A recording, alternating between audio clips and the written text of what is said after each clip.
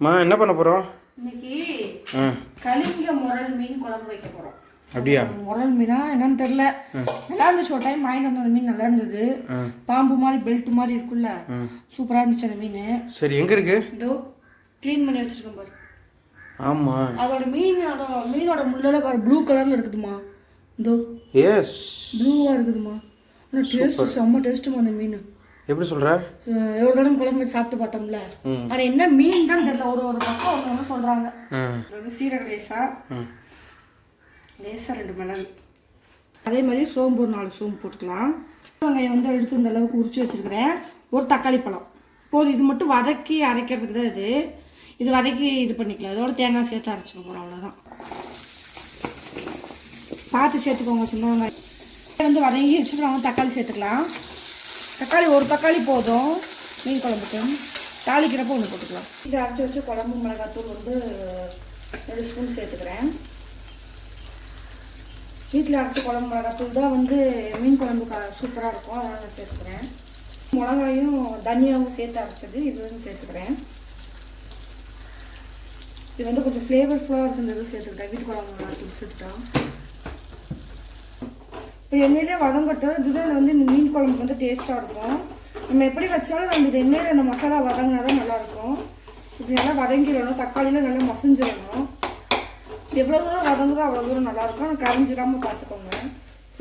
அந்த தேங்காய் வந்து கட்டி மாதிரி ஆயிடுச்சு. ஃப்ரீசரில் வைக்க, திருவி ஃப்ரீசரில் வைக்க. நீங்கள் ஃப்ரெஷ்ஷாக இருந்தாலும் ஃப்ரெஷ்ஷாக சேர்த்துக்கோங்க, ஒன்றும் பிரச்சனை இல்லை. நல்லா இப்படி வதக்கிட்டு இது கொஞ்சம் ஆற விட்டுடலாம். தாளிக்கிறதுக்கு தேவையான அளவுக்கு எண்ணெய் ஊற்றிக்கிறேன். கொஞ்சம் கடலெண்ணெயும் கொஞ்சம் நல்லெண்ணெயும் ஊற்றிக்கிறேன். கொஞ்சம் கடலெண்ணெயும் கொஞ்சம் நல்லெண்ணெயும் ஊற்றிக்கிறேன்.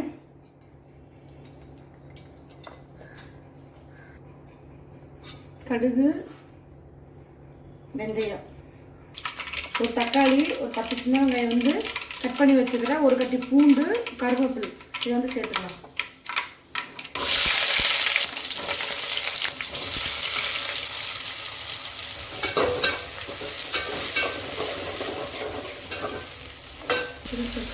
இப்படி வந்து ஒரு 2 சைஸ் எடுத்து கரைச்சி வச்சுருக்கேன்.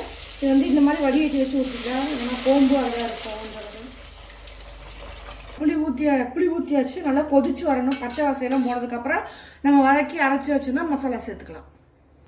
மீன் குழம்புக்கு தேவையான அளவு உப்பு சேர்த்துக்கலாம். உப்பு பார்த்து சேர்த்துக்கலாம். உப்பு வச்சா இருந்தால் சாப்பிட முடியாது. நல்லா இந்த மாதிரி வலுவலுன்னு அரைச்சிக்கணும். இப்போ நம்ம வந்து இதை சேர்த்துக்கலாம். சேர்த்துட்டு நம்ம தேவையான அளவு தண்ணி ஊற்றிக்கலாம். திக்காக வேணும்னா திக்காக ஊற்றிக்கலாம், லைட்டாக வேணும் லைட்டாக ஊற்றிக்கலாம். ஊற்றிக்கலாம். எங்களுக்கு இந்த மாதிரி மீன் குழம்பு வச்சா பிடிக்கும். ஒருத்தவங்களுக்கு வெறும் புளி கரைச்சி மட்டும் ஊற்றி வச்சா பிடிக்கும். ஆனால் எங்களுக்கு எல்லாத்தையும் விட இதுதான் நல்லாயிருக்கும். இந்த மாதிரி நீங்களும் செஞ்சு பார்த்துட்டு எப்படி இருக்குதுன்னு உங்களோட ஃபீட்பேக் சொல்லுங்கள். சைடில் நல்லா பிரிஞ்சு வந்துருச்சு. இப்போ நம்ம வந்து இன்னும் கொஞ்சம் நேரம் கொதிக்கிட்டோம். நம்ம அதுக்கப்புறம் மீன் சேர்த்துக்கலாம். மீன் வந்து குழம்புல சேர்த்துக்கலாம். மீன் நல்லா குழம்புல இறக்கியாச்சு. அப்படியே அடாமல் அமராமல் அப்படியே சிம்மில் விட்டுருங்க. அப்படியே குறைச்சிக்கிட்டு இந்த மாதிரி எண்ணெய் மேலே மறுபடியும் பிரிஞ்சு வரும் கொதிச்சு. அதுதான் உங்களுக்கு சரியான இது. சூப்பர் குழம்புல போட்டு வெந்துருச்சு. இந்த மாதிரி எண்ணெய் பிரிஞ்சு வந்துருச்சு. அவ்வளோதான் மீன் குழம்பு. நீங்களும் இந்த மாதிரி செஞ்சு பாருங்கள். செஞ்சு பார்த்துட்டு எப்படி இருக்குதுன்னு கமெண்ட்டில் சொல்லுங்கள். இந்த வீடியோ பிடிச்சிருந்துச்சுன்னா லைக் பண்ணுங்கள், ஷேர் பண்ணுங்கள். ஓகே, பாய்.